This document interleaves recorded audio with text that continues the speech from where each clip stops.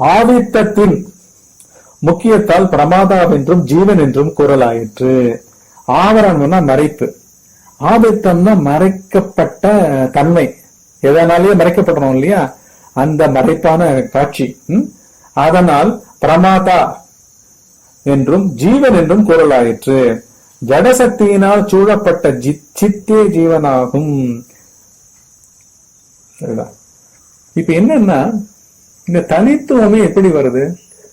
புத்தி எப்ப பாரு சாய்ஸ்ல இறங்கிடுறது, சாய்ஸ்க்கு மாட்டிக்கிறது. புத்தின்னு தனியா ஒண்ணும் இல்ல, ஒரே மனம்ன்ற ஃபேக்கல்டி ஒவ்வொரு மூமெண்ட்டும் லோக்கலா வேலை பண்ணும்போது அது பேர் புத்தி. அதனுடைய ஃபங்க்ஷனை வச்சு அதை புத்தின்றோம். It is dichotomizing. It is liking one, rejecting other, or rejecting something, liking something. புரியுதா? இந்த மாதிரி வேறு வேற வெறுப்பு வெறுப்பு ஆண் பெண்ணு பௌதிகத்திலிருந்து குணங்கள்ல இருந்து எல்லா விதங்கள்லயும் டைகாட்டமைஸ் பண்றது பேர் புத்தின்னு பேரு. இது தனித்துவத்தை பெருக்கின்றே இருக்கு. Picking R rejecting, choosing R rejecting, வேணும் வேணாம், பிடிச்சது பிடிக்காது, நஷ்டம் லாபம், துக்கம் சுகம், ஆண் பெண், பகல் இரவு, நல்ல பொருள் கெட்ட பொருள் அப்படின்னு விதவித கிரேடேஷன் போட்டு எப்பப்பா டைகாட்டமைஸ் பண்ணிட்டு இருக்குது மனத்திலேயே ஒரு பகுதி, அது பேர் புத்தின்னு பேரு. இது அந்த தனித்துவத்தை பெருக்கின்றே இருக்கு.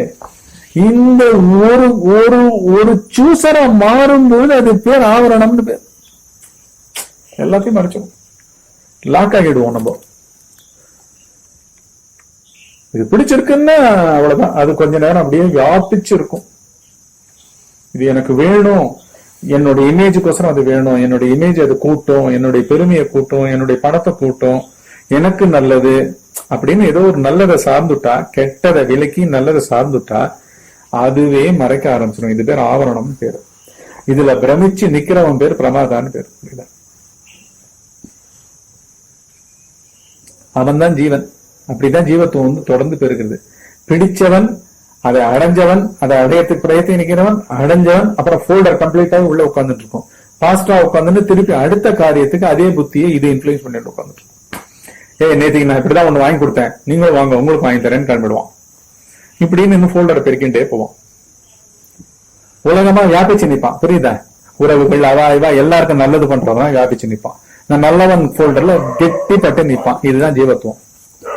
இவ்விதம் சிதாத்மா தன்னால் கற்பிக்கப்பட்ட ஆகாயத்தினால் சூழப்பட்டிருந்தும் பின்னும் கோவளமும் சம்பந்தமின்றியதும் தடிப்பின்றியதும் மலினமின்றியதுமான அந்த ஆகாயத்தினிடமாக கடினத்தன்மையையும் சம்பந்தத்தையும் அடர்ச்சியையும் மலினத்தையும் கற்பித்து பூதங்களை தோற்றுவித்து இப்பூதங்களால் ஏற்பட்ட தேகத்தினால் சுற்றப்பட்டவனாகி குடத்தினுள் வைத்த தீபம் உள்ளில் வியாபித்து பிரகாசிப்பது போல இந்த சரீரத்தினுள் சிற்பிரகாச மாத்திரமாயிருந்து கொண்டு கூட்டமான தீபம் போல தேகத்தினுள் மட்டும் விளங்குகின்றான். குடத்தின் துவாரங்களின் வழியாக தீப பிரபையானது வெளிப்படுவது போல நேத்திரம் முதலிய துவாரங்களின் வழியாக சித்தானது பின்னும் வெளிப்படுகின்றது. ஆனால் வாஸ்தவத்தில் சித்திற்கு வெளிப்படுதல் என்பதில்லை. ஏனென்றால் அது பூரணமானதனாலும் செய்கை ஆகையாலுமே அதுக்குன்னு ஒரு செய்கை கிடையாது. இவனோட சேர்ந்துடுத்துள்ள இவன் ஜடம், இவன் தன்னை தேகம்னு அபிமானிச்சிருக்கான். இந்த நல்லவன் ஃபோல்டர், கெட்டதை பண்ணாதவன் ஃபோல்டர், பெருமை வாய்ந்தவன் ஃபோல்டர், புகழ் வாய்ந்தவன் ஃபோல்டர், கேப்பபிள் பர்சன்ற ஃபோல்டர், நன்னா பேசுறவன்ற ஃபோல்டர் அப்படின்னு என்னென்னமோ அருமை பெருமைகள், பணம், அந்தஸ்து, குணங்கள்ல எல்லாத்துலயும் ஃபோல்டரை கிரியேட் பண்ணி வச்சுட்டு இது எல்லாமே எதனால நடக்குது? ஒரு சைடு சார்ந்து சார்ந்து சார்ந்து சூசரா இருந்து இருந்து இருந்து மயமா ஆகி உள்ள தனித்த ஜீவனா கெட்டிப்பட்டு அந்த பேரறிவு பிரகாசத்தை தனக்குள்ளேயே சுட்டறிவு நாலேஜால் தன்னையே சுற்றி சுற்றி வலையை பின்னி உள்ள வச்சுட்டு இருக்கான்.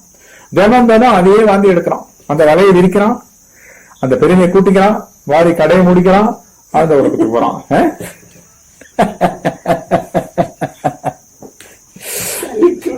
சலிக்காது சலிக்காது. அப்படித்தானே வருது. நாடு பிடிக்கிற ஆசை, படிக்கிற ஆசை, கலையில ஆசை, எல்லாம் யாருக்கு? இதே அந்த மாதிரி இருக்கிறவங்க நம்ம அப்படியே மட்டம் தட்டுறதுக்கு இருக்கிற இடத்துல. புரியுதா? என்னப்பார், என் புகழப்பார், என் ஸ்கில்லப்பார். புரியுதா? வேற என்ன இருக்க போகுது? பணம் சம்பாதிக்கிறதோட என்ன போகுது? ஒண்ணுமே இல்லாம ஸ்கிராப்ல வந்துட்டு 100 கோடி அதிபதியானா என்ன பண்ணுவ நீ? ஒரு 25 கோடி எடுத்து ஒரு கல்யாணத்தை பண்ணுவோம் பொண்ணுக்கு. வேற எப்படி காமிக்க முடியும்? எப்படி எல்லாரும் இருந்த இடத்துல அழ வைக்க முடியும்? எல்லாம் ஆக்சுவலா திட்டுவானுங்க, அதெல்லாம் தெரியாது, தன் பெருமை தான் தெரியும். ஆசைக்கு கண்ணு இல்லைன்னு திட்டின்னு இருப்பான் அவன். இது தேவையா? இந்த 25 கோடி தேவையா ஒரு கல்யாணத்துக்கு? அந்த காலெல்லாம் ஒரு 10 நாள் கல்யாணம் நடத்துவான். 10 நாள் அந்த தீவையே எடுத்திருப்பான். 10 நாள் ஹெலிகாப்டர்ல எல்லாரையும் பேட்ச் பேட்சா ஒரு 15 ஹெலிகாப்டர் வச்சு எங்கெல்லாம் அப்படியே யூரோப் பூரா சுத்தி காமிப்பான். எப்படி செலவழிக்கிறது 25 கோடிய? அது 3 மாசத்துல டைவர்ஸ் ஆகி வந்து நிற்கும். அதை பத்தி கவலைப்படணும், அவன் பெருமை தான். புரியுதா? சோ இந்த ஜீவர்கள் பண்ற காரியங்கள் அனைத்தும் என்ன? வடிகட்டிய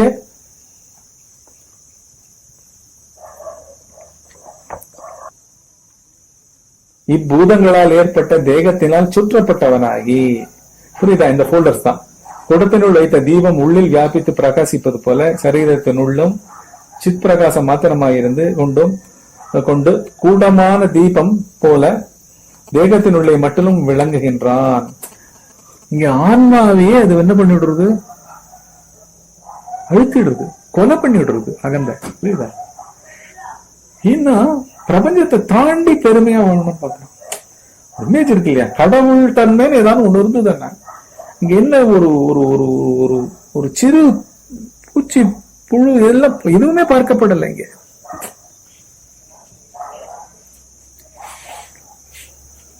எதுக்குமே இங்க வேல்யூ கிடையாது. தன்னுடைய புகழ், தன்னுடைய இமேஜ்.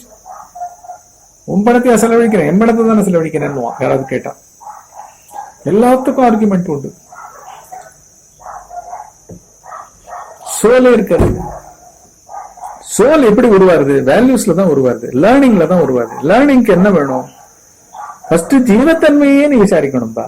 ஏன்பா நீன்னு ஒருத்தன் இருக்கீங்க, பணக்காரன்னு ஒருத்தன் இருக்கானா, ஏழைன்னு இன்னொருத்தன் இருக்கானா?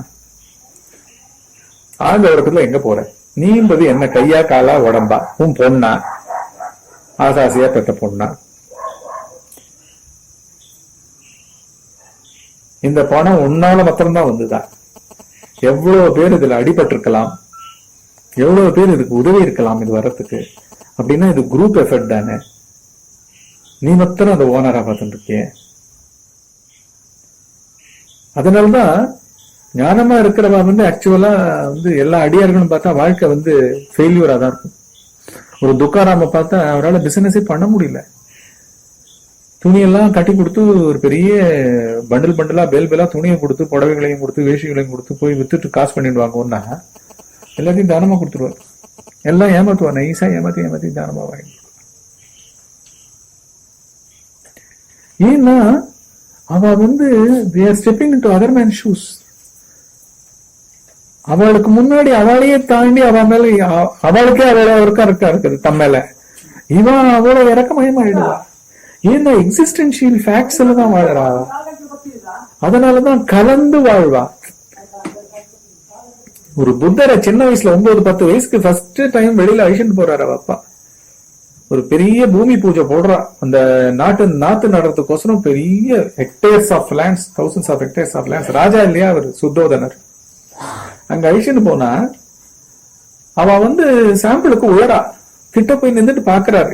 ஒரு ஒத்த பசங்களோட பெரிய குடும்பமா போய், ராஜ குடும்பம் இல்லையா, ஒரு 50-100 பேர் போறா சேவகர்களோட.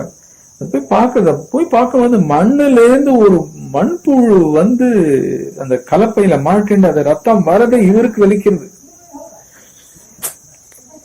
அந்த நுணுக்கமான குவாலிட்டி தான் அங்க முக்கியம். அப்படி பார்வை நுட்பமா தனக்குள்ள என்ன வலிக்கிறது, தாயே இப்படி ஆறும் ரத்தம் தன் உடம்புல இருந்து வந்த மாதிரி இருக்கு.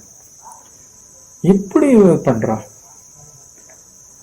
அந்த விவசாயிகளுடைய குழந்தைகள்லாம் பரட்டத்தலையோடையும் எண்ணெய் பார்க்காத உடம்போடையும் எலும்பும் தோலுமா தான் ராஜ அலங்காரத்தோட, என்னது இளவரச அலங்காரத்தோட பெரிய பட்டும் பீதாமரம் போட்டு, கேப் எல்லாம் போட்டு, கிரீடம்லாம் வச்சு, ஒரே நகைகளா போட்டு அப்படியே எங்கேயோ பெரிய தேவர்கள் போல ஜொலிக்க வச்சிருக்கா இவரோட குழந்தைகளை, ராஜகுடும்ப குழந்தைகளை. அதுக்கு பரட்ட தலையா அந்த எலும்பு தோலுமா உழுதுட்டு இருக்கிற அப்பா பின்னாடி ஓடுறதுகள், மண்ணுலையும் புழுதிலையும் காலில் செருப்பு இல்லாம. எப்படி எப்படி எப்படி லட்சம் கேள்வி வந்துருது இந்த சின்ன மனசுல ஒவ்வொரு வயசுக்கு. இதெல்லாம் தான் சதுப்பு நிலமா இருக்கணும். அதனாலதான் இங்க இவ they have not come here to do something another act like others. புரியுதா? ஆட்டும் அந்த மாதிரி சாப்பிட்டு வியாபாரம் பண்ணி பண்ணி பண்ணி லாபம் பெருக்கிண்டு என்னென்னவோ இங்க நடந்துட்டு இருக்குல்ல, இதெல்லாமே கிடையாது. இது எல்லாமே இருக்கவே இருக்காது. கம்ப்ளீட் அபவுட் சிம்பிளி நீ என்ன சோம்பேறின்னு சொல்லு, என்ன வேணா சொல்லு, உள்ள உட்காந்து பார்த்துட்டு இருக்க. அது அதிகாரமா இருப்பா, அதுல விட்டே கொடுக்க மாட்டான்.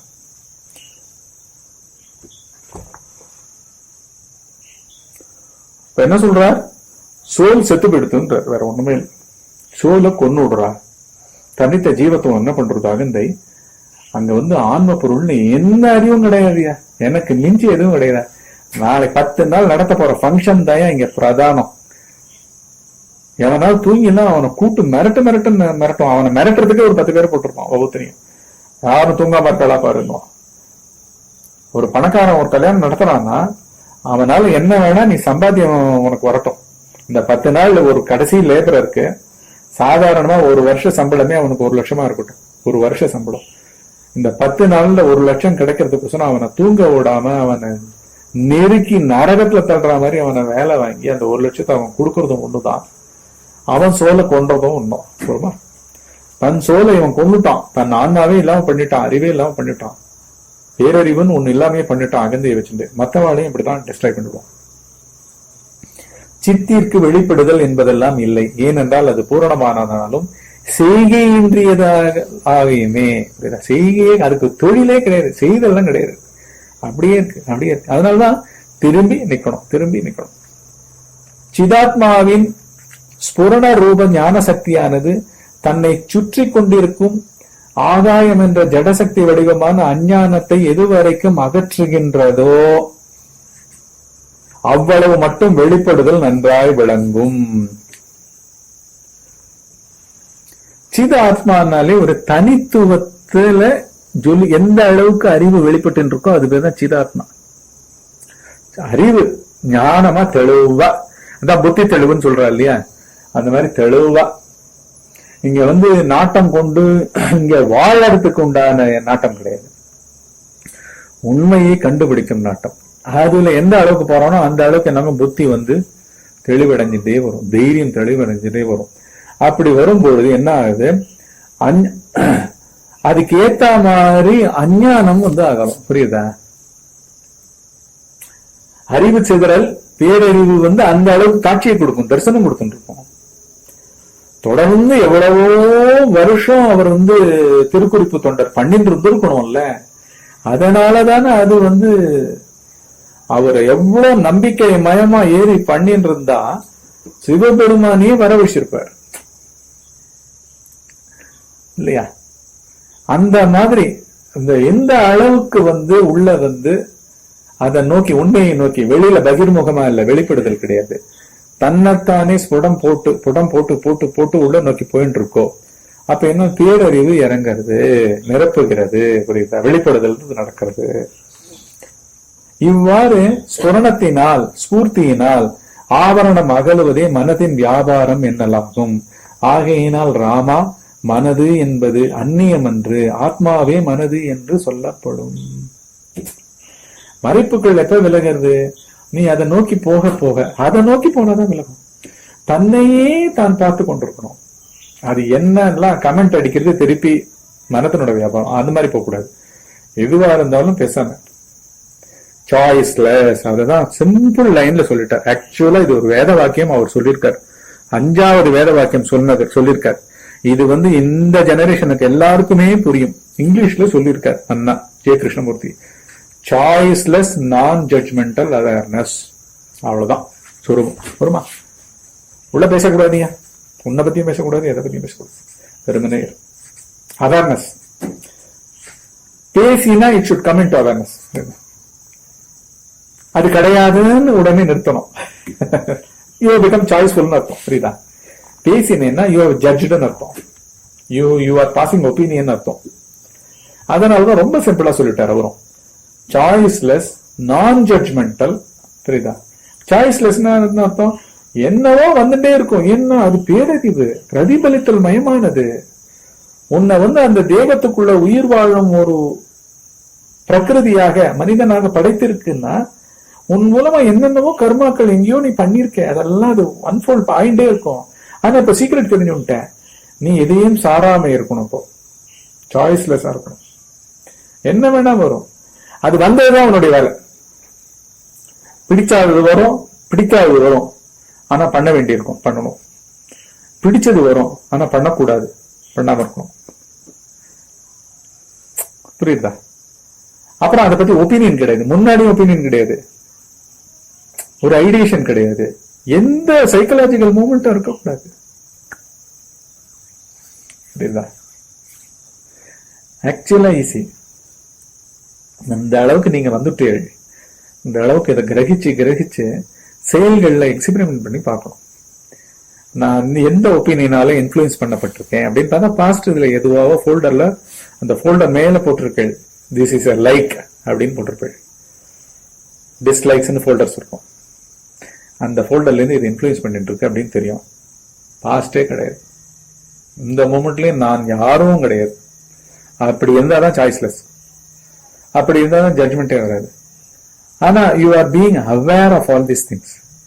Awareness is never missed. பண்ணணும், பண்ணாம இருக்க. என்ன வந்திருக்கோ அதை பண்ணும்.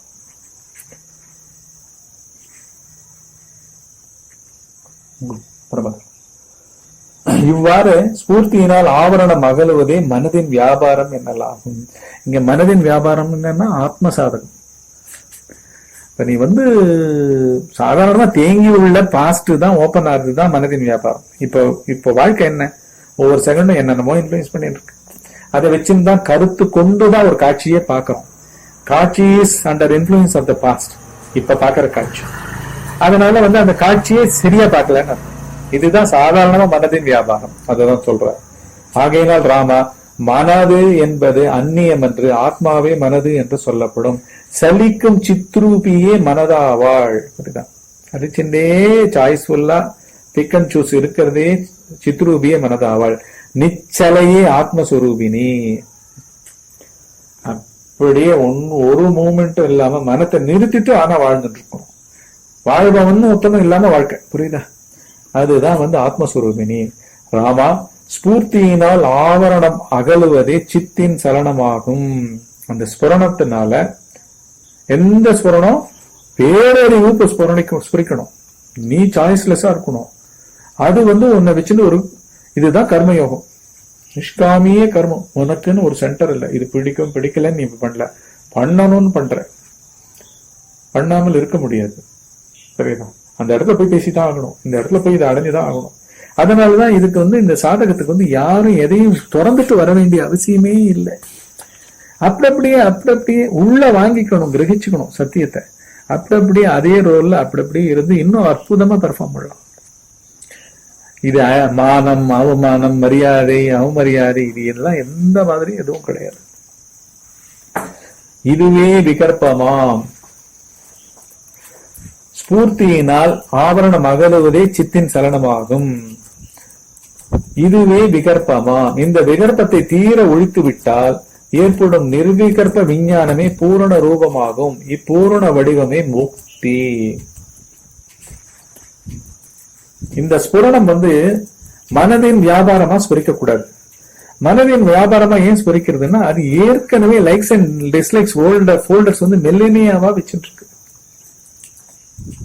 அது நிச்சலனமா பண்ணணும். விகற்பத்தை ஒழிச்சுட்டு, எந்த விகற்பம் வந்தாலும் பிடிச்சிருக்கு ஆனா பண்ணக்கூடாது. புரியுதா? அந்த இடத்துல தர்மமாவும் அது காமிக்கும். உனக்கு ஒரு விஷயம் பிடிச்சிருக்கு ஆனா பண்ணக்கூடாது, அது ஒரு போகம் தூக்கிற விஷயம், புது ஃபோல்டரை உருவாக்கும், இதெல்லாம் உனக்கு தெரிஞ்சிடும். புரியுதா? இன்னும் அந்த ஃபோல்டரையே ஆழ பலப்படுத்தும். அதனால இது பண்ணக்கூடாது. பிடிச்சிருக்கு ஆனா பண்ணக்கூடாது, பிடிக்கல ஆனா பண்ணணும் அப்படின்னு இருக்கும். இந்த ரெண்டு காரணம் அதுக்கு ஏத்த மாதிரி அப்படியே நடந்துப்போம். இதுதான் நிச்சலனம். புரியுதா? வேலையை செய்வோம் ஆனா செய்யல. இதுதான் முக்தி. எந்த இன்ஃப்ளூயன்ஸும் கிடையாது. நான் ஜட்ஜ்மெண்டல், பாசிவ், சாய்ஸ்லெஸ் அவேர்னஸ். இதுதான் நிர்விகற்பமான விஞ்ஞானமான பூரண ரூபமாகும். இப்பூரண வடிவமே முக்தி. ராமா, இதனிடம் சந்தேகத்தை அகற்றி விடுவாய். பொறுமா, இதுதான் inner working of the jiva. சந்தேகம் எல்லாம் தீர ஒழிஞ்சுடுத்தா அப்படின்னு பார்த்துக்கோ. விகற்பத்தை ஒழித்து விட்டாலும் ஆவரணம் சேஷித்திருப்பதாக, அதாவது இந்த மறைப்புகள்லாம் இன்னும் மிஞ்சி இருப்பதாக கருதுவாயானால் மறைப்பு இல்லவே இல்லை. ஏனென்றால் தன்னாலேயே கற்பிக்கப்பட்டதாகையால் மறைப்பு சத்தியமன்று. எல்லா மறைப்புமே என்ன? எதையோ கெட்டியா பற்ற பிடிச்சிருக்குன்னு வச்சிருக்கோம். விரும்புகின்றோம், விரும்பவில்லை, நல்லது, கெட்டது.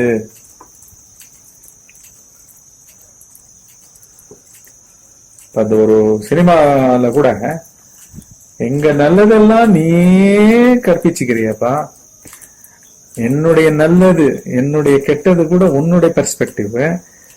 ஆனா எனக்கு நல்லதுன்னு உனக்கு தோன்றிய அந்த விஷயம் எனக்கு பிடிச்சிருக்கான்னு கேட்டியா அப்படின்னு தன்னுடைய ஐடென்டிட்டியே போயிட்டு இருக்கிற ஒரு பையன் வந்து கதறுவான் அப்பா கிட்ட. புரியுதா?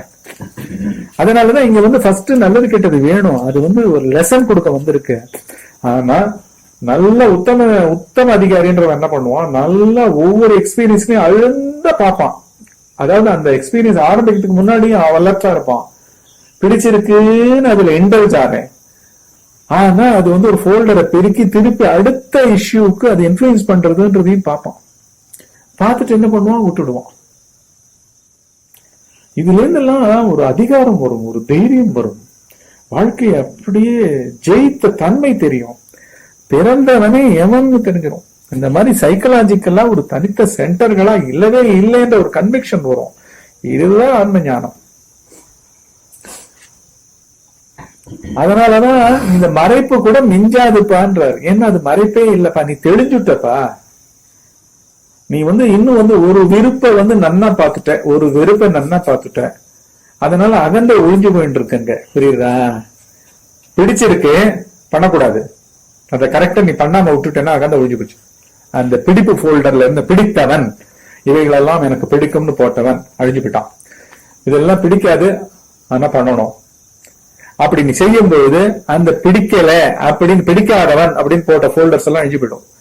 அதனால மறைப்புகளே போயிடும். அடுத்த செய்கைகள் எல்லாம் இன்ஃபுளுன்ஸே இருக்காது. ஃபாஸ்ட் இன்ஃபுளுன்ஸ் பண்ணிட்டே இருக்கு. இன்ஃபுளுன்ஸ் உள்ள பேசவே மாட்டோம். Absolute freedom. ஓப்பன்னஸ்ல காரியம் பண்றதுன்றது ஃப்ரீடம். ஜெயம்தான். பெருமைனே போய் ஒருத்தருக்கு பண்ண மாட்டோம். பண்றதுக்கு முன்னாடி அவனையும் நம்மள மாதிரி ஆக்கிடுவோம். ஒரு ஞானமயமா இருக்கிறவன் ஒரு பாதிப்பை ஏற்படுத்திட்டு போயிடுவான். லைஃப் லாங் இம்பாக்ட் ஒன்ன கொடுத்துட்டு போயிடுவான். அவன் செயல்லையும் சரி, அவன் பார்வையிலையும் சரி, அவனுடைய மூவ்மெண்ட்லயும் சரி, பிஹேவியர் எல்லாத்துலயும் இப்ப நிறைய லேர்னிங் இருக்கும். ஆவரணம் இல்லவே இல்லை. ஏனென்றால் தன்னாலேயே கற்பிக்கப்பட்டதாகியால் இந்த மறைப்புகள், ஆவரணம் என்ற மறைப்புகள் சத்தியம் என்றது. இவ்விதம் தன் மனோராஜ்யத்தில் யாரோ ஒரு சத்துருவினால் கட்டுண்டு சங்கற்பத்தை அகற்றுகிற வரையில் அடிக்கப்பட்டவனாகவும் பயப்படுத்தப்பட்டவனாகவும் இருந்து ஒருவனுக்கு அந்த சங்கற்பம் அகலும் பொழுது அடிபட்டதும் பயப்பட்டதும் லயமாகி விடுமானால் அவன் கட்டுண்டது மாத்திரம் அங்கு மிஞ்சி இருக்குமா? ஆலோசித்து பார் ராமா. புரியுதா? மனோராஜ்யம் என்ன? கனவு போல. திடீர்னு ஒரு கனவு போட்டு நிமித்தி எடுக்கிறா, யாரோ அடிக்கிறா, பயந்து நடிக்கிட்டு இருக்கேன் நான். திடீர்னு கனவு கனவுல இருந்து எழுப்பிடுறான்னு வச்சுக்கோ. அப்ப ஏற்கனவே அது உண்மையா நடக்காத ஒண்ணு, இப்ப வேற விழிப்பு நிலை அதை தடுத்து நிறுத்திடுத்து, தெளிவடைய வச்செடுத்து.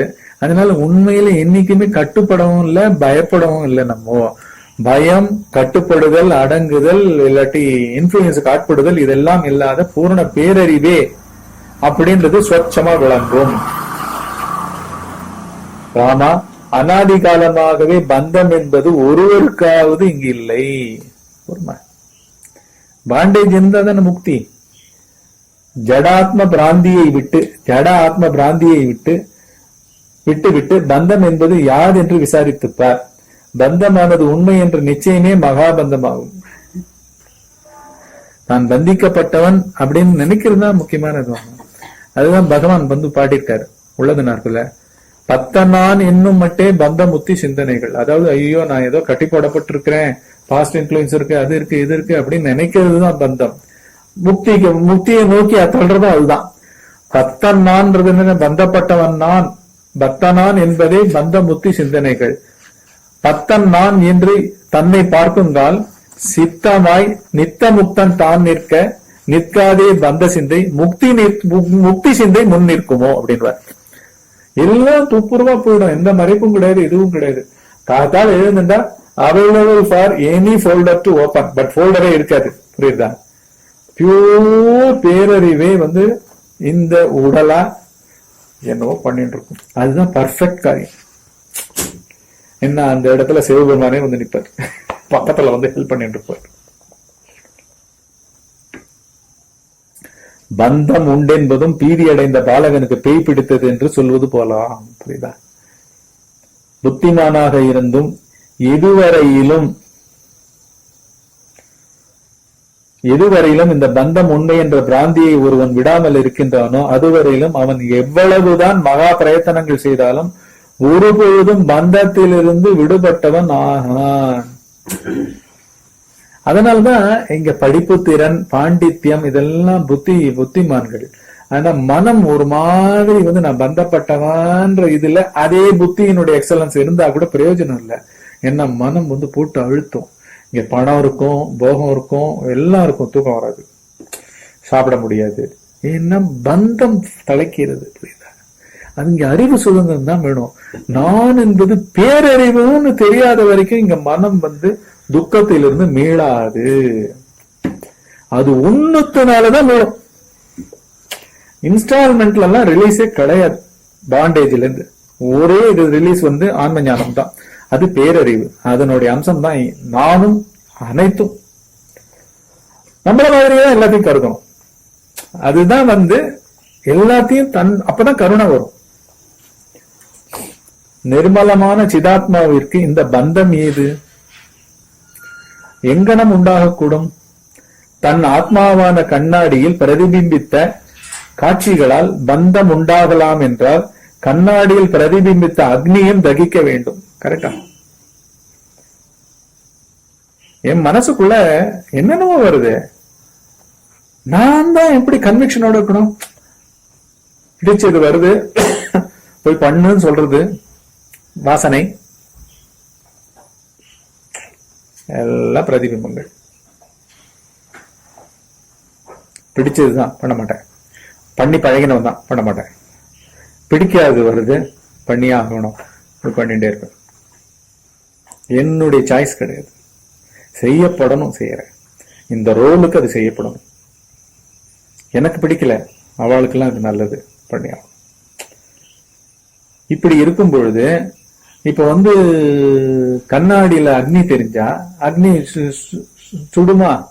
அது போலதான் பிடிக்காது பண்ணதுனால இப்ப என்ன ஆயிட்டேன், அது சுட்டு புசிக்கிட்டாவுன்னு அறியாம காலத்துல என்ன பண்றோம்? பிடிக்காதது டைட்டா இருக்கும், பண்ண மாட்டேன்னு ரெசிஸ்டன்ஸ் பண்றோம். யுத்தமே நடக்கிறது வீட்டுல. கரெக்டா? உனக்குதான் பிடிக்காது, எங்களுக்கு தான் பிடிக்கும் அப்படின்னு யுத்தமே நடக்குது. ஒரே கான்ஃபிளிக்டிங் ஒப்பீனியன்ஸ் வருது. ஏன்னா இவர் புரியாதவரா இருக்காரு. புரியுதா? இதே ஞானமாரா இருக்கிறவரா இருந்தா எப்படி இருக்கும்னு நினைச்சுப்பாரு. எல்லாரையும் எலிவேட் பண்ணுவான். வரவா போறவா மிருகங்கள் பட்சிகள் எல்லாம் வந்து நிர்மலமான அந்த ஸ்திதியை அடைஞ்சிடும்.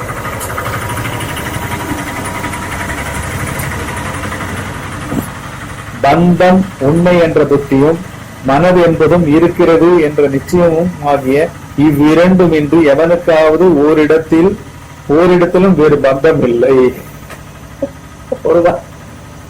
பந்தம் உண்மை, பாண்டேஜ் உண்மை. அப்புறம் மனது சதா இருக்கிற ஒரு வஸ்து, அதை நான் துரத்தி ஆகணும்னு தனி ப்ராஜெக்டா ஒருத்தன் வச்சுட்டு இருக்கிறவனுக்கும் இதை தவிர வேற பந்தம் இல்லப்பா.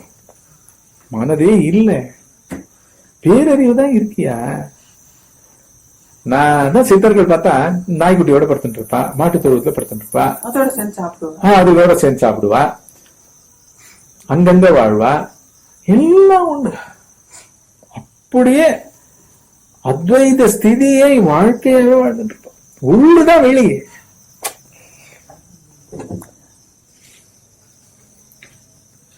உள்ளுதான் வெளி, வெளின்னு தனியா ஒண்ணும் இல்லை. தத்துவங்கள் தான் வெளி. தத்துவங்கள் வழியா தான் பொருளை பார்க்கணும், காட்சியை பார்க்கணும். காட்சியை பார்த்து காட்சியில மாட்டிக்கூடாது, ஆளுகிட்ட மாட்டிக்கூடாது. அவன் தத்துவத்துல இருக்கான், அவன் அறியாமனோட வீழ்ச்சி இவ்வளவு இருக்கு அப்படின்னு சொல்லிட்டு அவங்ககிட்ட நம்ம தான் இன்னும் லவ் காமிக்கணும். புரியாதவங்க கிட்ட தான் நிறைய லவ் காமிக்கணும், கோவப்படுறவங்க கிட்ட தான் நிறைய அன்பை காமிக்கணும், பொறுமையை காமிக்கணும், இல்லையா? நம்ம என்ன பண்ணுவோம், நீ கோச்சிக்கிறியா நானும் கோச்சிருந்தா நீ தான் முட்டாள், அவன் கூட முட்டாள் இல்லை. புரியுதா?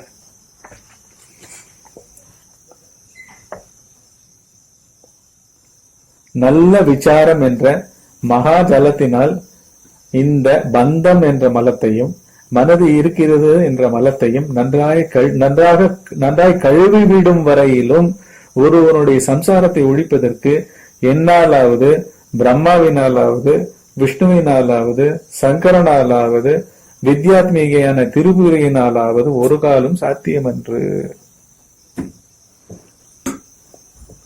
மனசுன்னு ஒண்ணு இருக்கு, என்னோட பிரச்சனை இருக்குப்பா அப்படின்னு எல்லாரும் எவ்வளவு சொன்னா, என் பிரச்சனைக்கு நீ பண்ண முடியாது, இத முடிச்சுட்டு தாமா நான் வர முடியும், நீ என்னவோ பேசிட்டு இருக்க அப்படின்னுவா.